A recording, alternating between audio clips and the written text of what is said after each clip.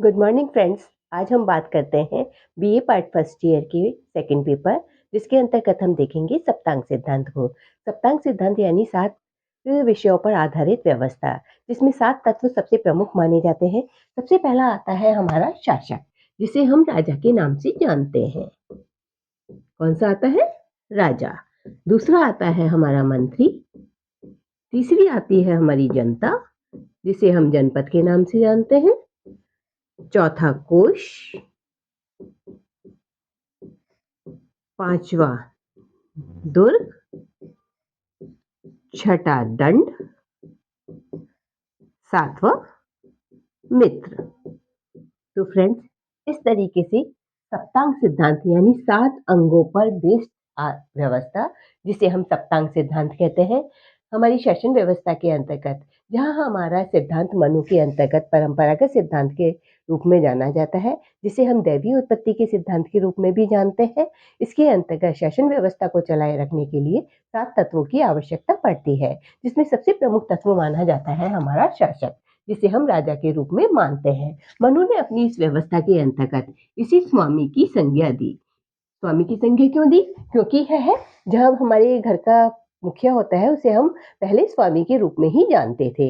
यह हमारी बहुत ही पुरानी व्यवस्था के रूप में जाना जाता है। इसके अंतर्गत प्राय ये माना जाता था कि जब संसार के अंतर्गत प्रलय हुई और सब कुछ खत्म हो गया, तो एकमात्र व्यक्ति बचा था मनु, जिसे हम मनु के नाम से जानते थे। तो इस मनु ने अपनी व्यवस्था के अंतर्गत, क्योंकि हमारी राजनीतिक व्यवस्था के अंतर्गत राजनीति का प्रादुर्भाव तो बाद में हुआ है। सबसे पहले तो हमारी सामाजिक व्यवस्था का निर्माण हुआ था।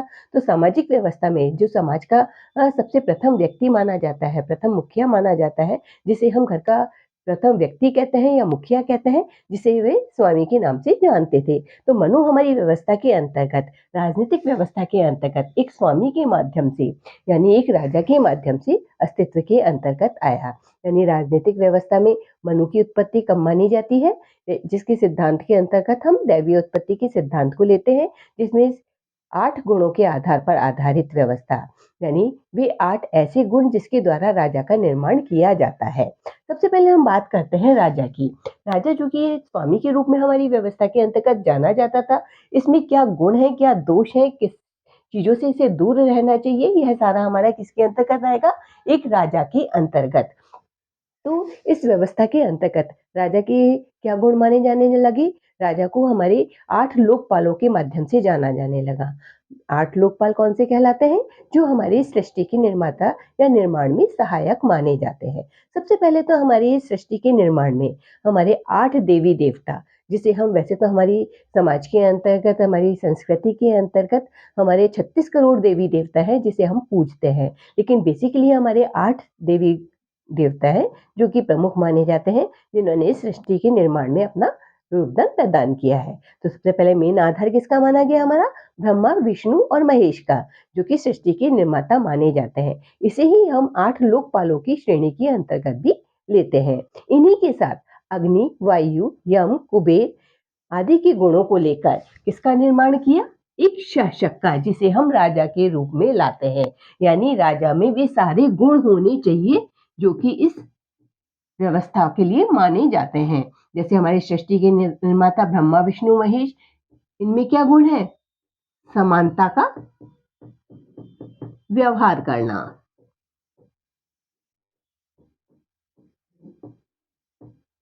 यानी हमारी व्यवस्था का मेन आधार किसके माध्यम से माना गया?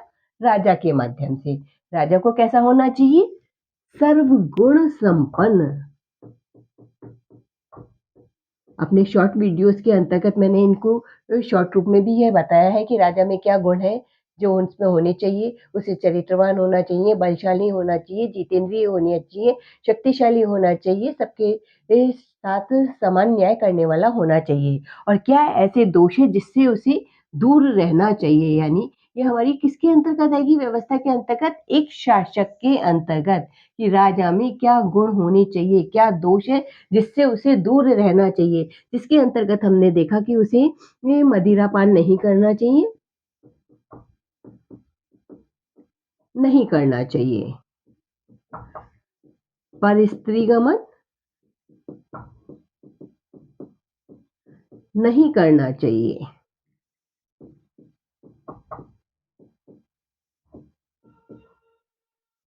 समानता का व्यवहार,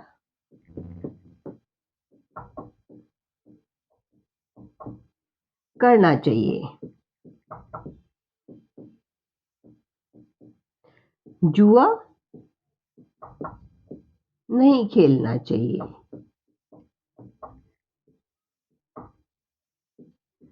यानी कुछ ऐसी चीजें हैं जिसमें के लिए हम राजा से मानते हैं कि राजा को ये सारे काम नहीं करने चाहिए। अगर वह ये सारे काम करता है तो उसकी व्यवस्था अव्यवस्थित हो सकती है, उसमें ऐसे दोष उत्पन्न हो सकते हैं, उसकी व्यवस्था लड़खड़ा सकती है, वह खत्म भी हो सकती है। तो हमारी इस व्यवस्था का जो मूल आधार माना गया वह क्या माना गया? हमारा शासक, जिसे हम किस रूप में जानते हैं? मनु के रूप में। ये हमारा कौन सा सिद्धांत कहलाता है? परंपरागत सिद्धांत।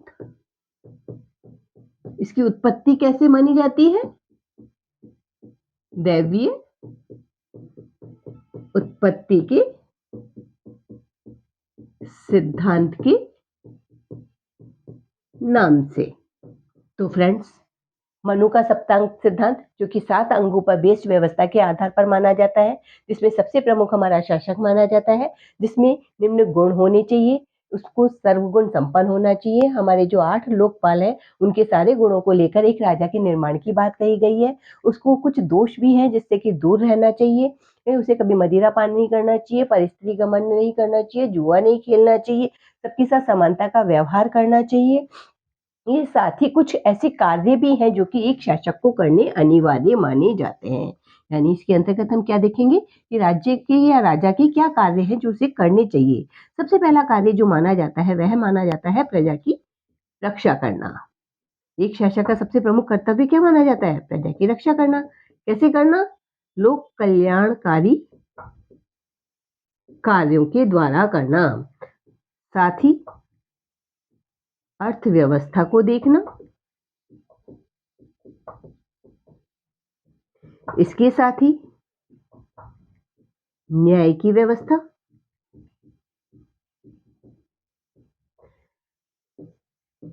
प्रशासन की व्यवस्था और दंड की व्यवस्था को देखना। ये सारे कार्य किसके माने जाते हैं? हमारे राजा के। देन वन स्टेप आता है हमारे मंत्रियों का। अब चूंकि मंत्री हमारा किस स्थिति के अंतर्गत आता है? राजा के द्वारा जो नियम कानून बनाए जाते हैं उन्हें फॉलो करने के माध्यम से। यानी मंत्री क्या करेगा? जो राजा नियम बनाएगा उन्हें किस तरीके से क्रियान्वित किया जाता है यह देखने का काम किसका माना जाता है? हमारे मंत्री का। तो मंत्री के भी क्या कार्य हो गए? उसमें भी क्या गुण होने चाहिए जो हमारे राजा में माने जाते हैं? उसको भी उन्हीं दोषों से दूर रहना चाहिए जो हमारे राजा को रहता है, और साथ ही वे कार्य जो कि राजा ने के द्वारा दिए जाते हैं और मंत्री के द्वारा करवाए जाते हैं। यानी हमारी इस सप्तांग सिद्धांत के अंतर्गत शासन व्यवस्था को चलाए रखने के लिए एक राजा जो नियम कानून बनाता है उसको फॉलो करने का काम हमारे मंत्री के द्वारा किया जाता है, और दोनों ही हमारी व्यवस्था के अंतर्गत महत्वपूर्ण पार्ट अदा करते हैं। साथ ही ये सारी व्यवस्था किसके माध्यम से निर्धारित होती है? जनता के माध्यम से। ये सारे किसके लिए किए जाते हैं? इस जनता के लिए किए जाते हैं। यानी हमारी व्यवस्था के अंतर्गत ये तीनों ही पार्ट सबसे महत्वपूर्ण माने जाते हैं। साथ ही इसके हमारी इस व्यवस्था का मूल आधार क्या माना गया? कोष। कोष क्या है? हमारी व्यवस्था के अंतर्गत कार्यों को करने की व्यवस्था। यानी ये जो व्यवस्था हमारी शासक को किस माध्यम से प्रदान करती है? कोष के माध्यम से। अब कोष क्या कहलाता है? हमारा पैसा, धन। इसे हम किस नाम से जानते हैं? पैसा या धन। यह कैसे अर्जित किया जाता है? कर लगा के। तो एक राजा का मूल आधार क्या माना गया? हमारा कोष का अर्जन करे। कैसे? कर लगा के। कर कितना ले कितना ना ले ये किस पर निर्भर करता है? शासक के ऊपर। अगर उसे अपने शासन व्यवस्था को सही रूप से चलाना है तो उसे कम से कम कर लेना चाहिए और ज्यादा से ज्यादा मुनाफा अपनी जनता को देना चाहिए, क्योंकि अगर वह कर की मात्रा अधिक लगाता है तो वह अपने कार्यों को संपन्न नहीं कर सकता, क्योंकि जब जनता के पास देने के लिए कुछ होगा ही नहीं तो वो राजा को क्या दे पाएगी। इसीलिए व्यवस्था के अंतर्गत सबसे महत्वपूर्ण आधार क्या माना गया है? हमारा कोष। कोष कितना हो, किस आधार पर लिया गया हो, इसकी पूरी डिटेलिंग हम हमारे आगे आने वाले नेक्स्ट वीडियो के अंतर्गत देंगे, जिसमें कि कर का क्या आधार होना चाहिए, कितना लिया जाना चाहिए, किस तरीके से लिया जाना चाहिए, किस भाग में लिया जाना चाहिए जिससे कि जनता उसे वहन कर सके।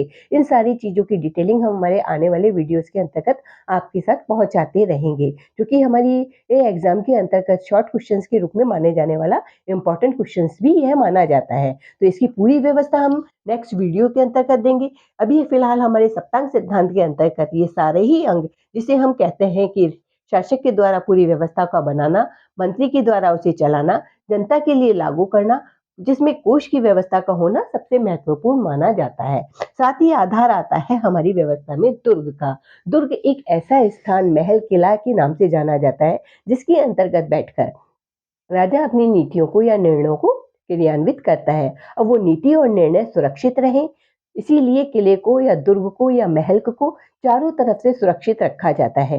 अलग अलग विद्वानों ने इसके बारे में अलग अलग अपने विचार प्रस्तुत किए हैं। जैसे अगर हम कौटिल्य की बात करते हैं, तो कौटिल्य ने इसे अलग अलग भागों के माध्यम से भी बताया है, जिसके अंतर्गत मही दुर्ग, वन दुर्ग, धनाढ्य दुर्ग, इनके नामों से भी इसे संबोधित किया है।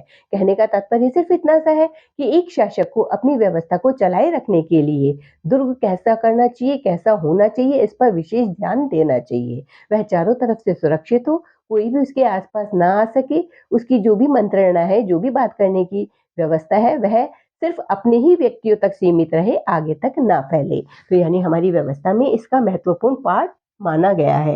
यानी व्यवस्था का पूर्ण आधार हमारा किन पर आधारित हो गया? हमारी दुर्ग की व्यवस्था पर। साथ ही कोई भी शासक अपनी व्यवस्था को अगर बनाता है और चलाता है, तो उसके लिए क्या आवश्यक है? उसका न्यायप्रिय होना। अगर राजा न्यायप्रिय है, तो वह अपनी व्यवस्था को सही रूप से निरूपित कर सकता है। तो इसके लिए हमारी व्यवस्था का क्या आधार आया? दंड का। अगर शासन के अंतर्गत शासक की बात को कोई नहीं मानता है, तो राजा क्या करे? कैसे नियमों को बनाए? कैसे व्यवस्था को आगे लागू करे? इसके लिए जरूरी रहा दंड की व्यवस्था का प्रावधान। यानी दंडकारी शक्ति, दंड नीति के माध्यम से शासक अपनी व्यवस्था को स्थापित कर सकता है।